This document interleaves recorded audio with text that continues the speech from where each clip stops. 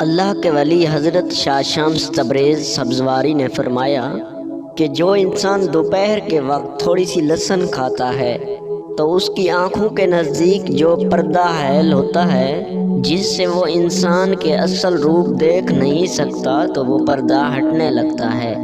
اس سے کوئی جھوٹ نہیں بول سکتا کیونکہ لہسن کھانے والے کی چھٹی حص اللہ روشن کر دیتا ہے۔ وہ جس کے بھی چہرے کو دیکھے گا اسے اس کا اصل روپ نظر آئے گا۔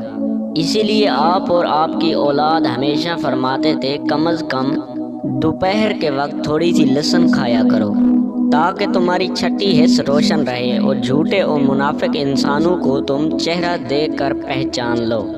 اگر کسی انسان پہ جادو، نظر یا حسد حاوی ہو چکا ہے تو اس کے تکیے کے نیچے اگر انسان تھوڑی سی لہسن رکھ دے تو جیسے ہی وہ صبح اٹھے گا اپنے جسم سے تمام نظر، حسد اور جادو سے اللہ کی پناہ پائے گا۔